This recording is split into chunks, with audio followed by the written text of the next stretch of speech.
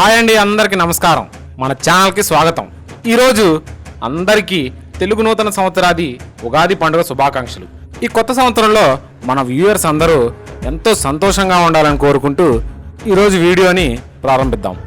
ఈ పండుగ జరుపుకునే తెలుగు వారంటూ ఉండరు. ఈ ఉగాది ఒక్క తెలుగువారే కాకుండా దక్షిణాది రాష్ట్రాలైన కర్ణాటక, ఆంధ్రప్రదేశ్, తెలంగాణ, మహారాష్ట్ర ప్రజలు జరుపుకుంటారు. తెలుగు ప్రజలు ఎక్కువగా ఉపయోగించే చాంద్రమాన పంచాంగం ప్రకారం మొదటి నెల చైత్రమాసం మొదటి రోజైన చైత్రశుద్ధ పాడ్యమి నాడు ఉగాదిని జరుపుకుంటారు. కొత్త సంవత్సరాదైన ఉగాది నుండే వసంతకాలం మొదలవుతుంది. వాతావరణం ఈ రోజు నుండి ప్రత్యేక అందాలను సంతరించుకుంటుంది. ఈ సమయంలో వృక్షాలు కొత్త ఆకులు, పూలతో చూపరులను ఆహ్లాదపరుస్తాయి. ఉగాది లేదా యుగాది అనే పదాలు సంస్కృతం నుండి వచ్చినవి. యుగ అనగా కాలమని, ఆది అంటే ఆరంభం అని అర్థం. తెలుగువారు ఉగాది అని, కన్నడిగులు యుగాది అని, మరాఠీలు గుడిపాడ్వాగా ఈ పండుగను జరుపుకుంటారు.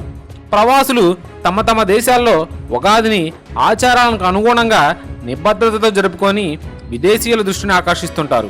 ఉగాది రోజున కొత్త పనులు, నిర్ణయాలు ప్రారంభించే సమయమని తెలుగు ప్రజలు నమ్ముతారు. అంతేకాకుండా ఈరోజు కొత్త వస్తువులను కూడా కొని ప్రారంభించడం ఆనవాయితీ.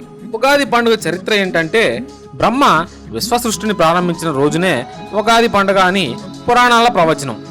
ఈ ఉగాది పండుగ చారిత్రక వివరాలను కూడా కలిగి ఉంది. ఉగాది పండుగ శాలివాహనుల కాలం నుండి ఆచరణలో ఉన్నదని చరిత్రకారుల మాట.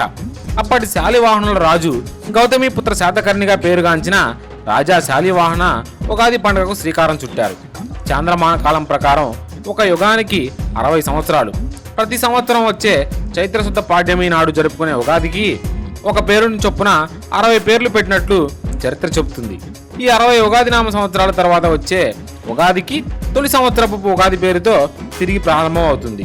ఉగాది నాటి ఆచారాల్లో ఉగాది పచ్చడి సేవనం అత్యంత ప్రధానమైనది. వేపపూత, కొత్త చింతపండు, బెల్లం, పంచదార లేక చెరుకు ముక్కలు, నెయ్యి, ఉప్పు, మిరియాలు, షడ్రుచులు మిళితమైన రసాయనాన్నే ఉగాది పచ్చడి అంటాం. ఈ షడ్రుచుల పచ్చడిని ఆరగించడం వెనుక జీవిత సారం గోచరిస్తుంది. ఈ పచ్చడిలో మధురం తీపి, ఆమ్లం పులుపు, కారం కటు, కాషాయం వగరు, లవణం ఉప్పు, చేదు రుచులు మిళితమై ఉంటాయి. ఈ 6 రుచులు జీవితంలో ఎదురయ్యే సంతోషం తీపి, దుఃఖం చేదు, కోపం కారం, భయం ఉప్పు, విసుగు చింతపండు, ఆశ్చర్యం సంబరం మామిడికాయ సమ్మేళనం. అంతేకాకుండా ఈ 6 రుచులు 6 రకాలైన లాభాలను కలుగు చేస్తున్నవి. కొత్త బెల్లం ఆకలిని కలిగిస్తుంది. చింతపండు కఫవాతాలని పోగొడుతుంది. పచ్చిమిరపకాయలు శరీరంలో క్రిముల్ని నాశనం చేస్తుంది. మామిడికాయ జీర్ణ ప్రక్రియకు తోడ్పడుతుంది. వేప పువ్వు చేసే మేలు పలు విధాలుగా ఉంటుంది. ఇంతేకాకుండా ఉగాది పండుగ రోజు పంచాంగ శ్రవణం వినడం చాలా మంచిది. తిథి, వార, నక్షత్ర, యోగ కారణముల నడి పంచాంగాల సమాన్వితం పంచాంగం. ఉగాది నాడు దేవాలయంలో కానీ, గ్రామ కోడలి ప్రదేశాల్లో కానీ పండితులు, సిద్ధాంతుల సమక్షంలో స్థూలంగా తెలుసుకొని తదననుగుణంగా సంవత్సరం పొడవునా నడుచుకున్నట్టుగా నాడు అంకురార్పణ గావించవలనని చెప్పబడుతున్నది.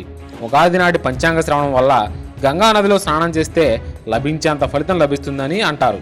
ఉగాది నాడు పంచాంగ శ్రవణం చేసేవారికి సూర్యుడు శౌర్యాన్ని, చంద్రుడు ఇంద్ర సమాన వైభవాన్ని, కుజుడు శుభాన్ని, శని ఐశ్వర్యాన్ని, రాహువు బహుబలాన్ని, కేతువు కులాధిక్యతను కలుగజేస్తారని చెప్పబడినది. బ్రహ్మప్రళయం పూర్తయిన తర్వాత తిరిగి సృష్టి ప్రారంభించే సమయాన్ని బ్రహ్మకల్పం అంటారు. ఇలా ప్రతి కల్పంలోనూ మొదట వచ్చే యుగాదిని యుగానికి ఆదిగా ప్రారంభ సమయమును ఉగాది అని వ్యవహరిస్తూ ఉంటారు.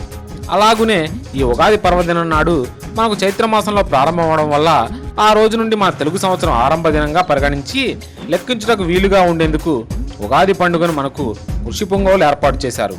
లక్ష్మీ ప్రాప్తికి, విజయ సాధనకు చైతన్యం కావాలి. జీవునకు చైతన్యం కలిగించేది కాలం. ముఖ్యంగా ఉగాది సమయం గంటలు, రోజులు, వారాలు, పక్షాలు, నెలలు, ఋతువులు, ప్రాణులు కాల స్వరూపమైన సంవత్సరంలో నివసిస్తున్నాయి. ఉగాది నూతన సంవత్సరంలో భారతదేశంలో తెలుగు మాట్లాడే ప్రజలు కొత్త సంవత్సర వేడుక ప్రతి యుగానికి 60 సంవత్సరాల చక్రం ఉంటుంది. ప్రతి ఉగాదికి జ్యోతిష శాస్త్ర ప్రభావాల ఆధారంగా పంచాంగంలో ఒక ప్రత్యేక పేరు ఉంది. ఈ ఉగాది నామ సంవత్సరం ఆ యొక్క సంవత్సరం ప్రత్యేకతని తెలుపుతుంది. ఇలా 60 సంవత్సరాల పేర్లు ఉన్నవి. అయితే ఈ 2025 సంవత్సరం విశ్వావసు నామ సంవత్సరంగా పిలువబడుతుంది.